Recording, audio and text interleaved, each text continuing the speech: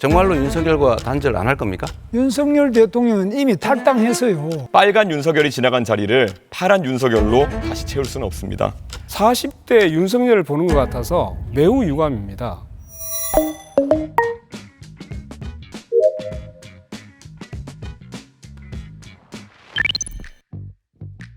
대통령이란 자리는 엄청나게 윗물 중에 윗물인데 윗물이 맑아야 아랫물이 맑지. 대통령이 이렇게 부정부패와 온갖 그 의혹을 가지고 재판을 받아야 되는데 자기 재판은 또 안 받겠다고 전부 재판 중지법을 만들어가지고 다 수도하고 자기가 하는 여러 가지 것들은 예를 들면 공직선거법상 허위사실 유포죄 이런 거는 아예 그 행위 자체를 없애버리는 이런 법을 고쳐가지고 내가 지은 죄는 아예 죄목 자체를 없애버리자. 세상 전체에 이런 해괴망측한 발상을 어떻게 할 수 있냐. 이런 분이 대통령이 된다면 이 나라가 어떻게 되겠냐. 정말 이낙연 대표도 괴물 국가라고 했습니다. 괴물 국가.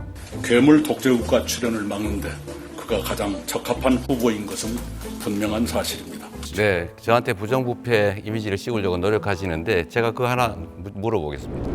김문수 후보 그 정치자금 4번인가 3번인가 그 부정자금 받은 걸로 그 캠프에 있는 아주 가까운 사람 다 처벌받았죠. 부정에서 수급한 정치자금이 4억이 넘던데 그거 본인은 몰랐다는 이유로 다 처벌을 면했지 않습니까? 본인이 진짜 몰랐어요. 그럼 부하들이 다 그 책임을 지면 김문수 후보님 주장에 의하면 연대 책임으로 당연히 책임을 져야 되는 거 아닙니까? 김문수 후보는 내란 세력 그 자체, 그 이론 또는 최소한 내란 세력을 비호하는 비호 세력으로 보여요.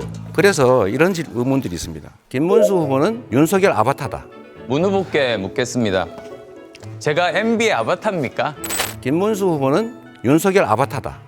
김문수 후보가 당선이 되면 상황 윤석열이 즉 반란 수계가 귀환한다. 그런 걱정을 하는 사람들이 있는데 이에 대해서 어떻게 생각하십니까? 전혀 근거 없는 말씀을 하시고 있고요. 제가 그 말씀을 그대로 말씀드리면 우리 이재명 후보야말로 부패, 부정, 비리, 범죄의 우두머리. 바로 그 비판을 벗어날 수가 없고 그러한 비판을 받을 수밖에 없는 것은 다 이 재판에서 나와 있는 거고요. 박수장이나 판결문이 나와 있는 거고. 충분히 들었습니다. 저에 대한 거는 그냥 주장입니다. 내란 행위에 대해서 지금 구속돼 가지고 그 재판을 받고 있잖아요. 저는 뭐 우리 국민들이 그날 밤에 두 눈을 뜨고 똑똑히 봤기 때문에 이건 내란 행위를 부정하는 거는 불가능하다고 봐요. 이 내란죄로 유죄를 받으면 윤석열 전 대통령 사면하실 겁니까? 거기에 대해서는 전혀 맞지 않는 질문을 하고 있습니다. 전혀 아직 재판 이제 시작한 사람을 보고 벌써 사면할 거냐 이런 문은 그런 질문은 성립하지도 않고 맞지 않는 질문입니다.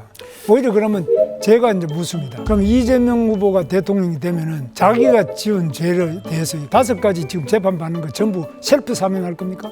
그건 이론적으로 불가능하죠. 이준석 후보는 술 드시다가 그때 알아서 집에 가서 샤워하고 거기서 이렇게 시간 끌고 있다는 게 도저히 납득이 안 되는데 해명을 한번 해봐 주시죠. 집에 가까운 위치에 있었고 그리고 식사 자리에 있던 다른 의원도 똑같이 했습니다. 그리고 제가 말씀드리지만은 제가 안 들어가려고 했다는 말씀은 허위 사실입니다. 제가 들어가려고 노력하던 모습이 다 찍혀 있는 것이고요. 거기서 말다툼을 하고 있을 때 옆에 누군가가 의원님 담 넘어서 들어가셔야 됩니다 하니까 시끄러 임마 이러면서 말 막았잖아요.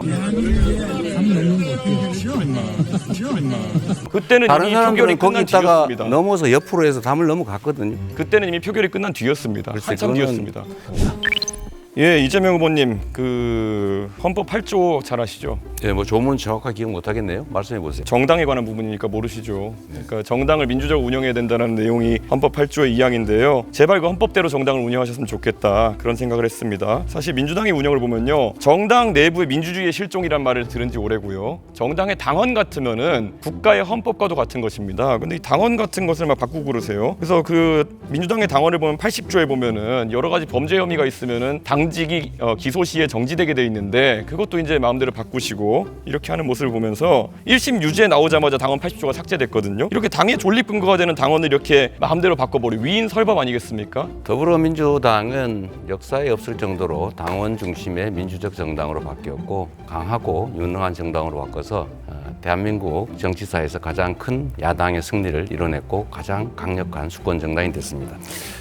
남의 당 얘기하기보다는 개혁신당은 그 허은하 대표를 그렇게 강제적으로 조치를 하지 않았습니까? 또 김용남 의원도 개혁신당 아닌가요? 그리고 당내 자금 사용 관련해서 우리는 부패 혐의로 고발당하고 그랬던 것으로 시간 아는데 지났는데요. 그런 점도 살펴보시기 시간 바랍니다. 지났다니까요. 예. 뭐 허은하, 김용남 그렇게 좋으시면은 허은하 의원님이 말씀하신 거 제가 이재명 대표에 대해 평가한 거 읽어드리면요. 매표 포퓰리즘을 하는 사람이다. 한국판 차베스다. 김용남 의원은요. 이재명은 대통령커녕 성남시장의 자격도 없다. 경기도민이 낸 세금으로 횡성 한우보다 더 맛있다는 횡령 한우를 사 먹었으면 죄값을 치러야 된다. 뭐 이런 부분도 반영해가지고 같이 데려가셨으면 좋겠다. 이런 말씀드립니다. 지금 재판받는 거 보면은 2019년부터 2021년 10월까지 과일만 2,791만 원 정도 법인카드로 사셔가지고 사적 유용 때문에 재판받고 계신 거거든요. 259번 과일을 사주셨는데 2,791만 원어치 드셨어요. 과일이 평균 가격을 보니까요. 뭐 종류가 다양하겠죠. 1kg에 10,000원 정도 하던데요. 이 기준이라면은 2,800만 원어치의 과일을 2년 동안 드셨으면은 2.8톤입니다. 혹시 집에 뭐 코끼리 같은 거 키우십니까? 그래서 엉터리라는 거예요. 그거는 제가 쓴 일도 없고 그 쓰는 거 본 일도 없고 실무부서에서 과일 거래를 했다는데 그걸 제가 어떻게 합니까? 그걸 전부 제가 횡령을 했다, 지시를 했다, 알고 그랬다라고 기소를 했는데 그게 바로 엉터리 기소라는 뜻이고요. 그 사건에서는 제가 그걸 지시한 것으로 보여진다라고 기소를 했는데 그런 근거 자료가 한 개도 없어요.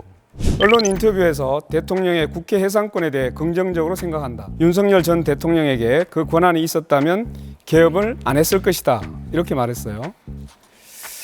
정말 이 얘기 듣고 무서웠습니다. 저는 매우 이준석 후보가 전도양양한 저는 정치인이라고 봤는데 이 나쁜 정치만 자꾸만 제도화하려고 하는 거나 아니면 이런 걸 옹호합니까? 40대 윤석열을 보는 것 같아서 매우 유감입니다. 사실 제도를 말씀하시는 거라면은 아까 권영국 후보께서는 비례대표제의 확대를 좋아하시는 걸로 보였습니다.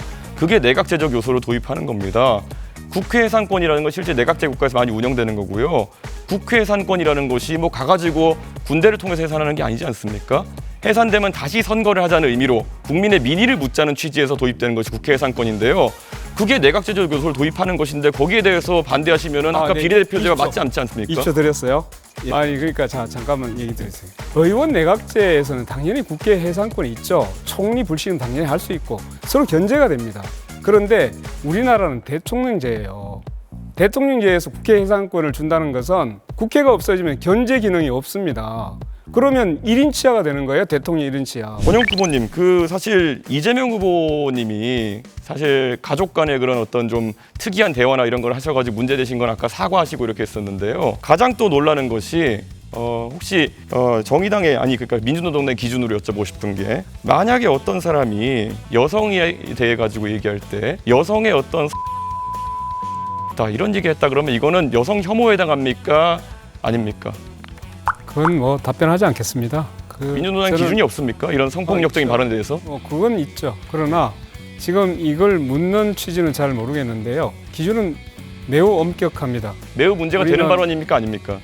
우리는 당연히 이제 성적인 학대를 한다든가 이런 부분에 대해서는 누구보다 엄격하게 정하고 있습니다. 이재명 후보님 동의하십니까? 시간을 충분히 주고 질문을 하시면 좋겠어요. 동의하시는지만 답하시면 됩니다. 동의 안 하시는 겁니까? 이런 발언이 문제 있다는 것을? 시간과 규칙을 지켜서 하시면 좋죠. 네.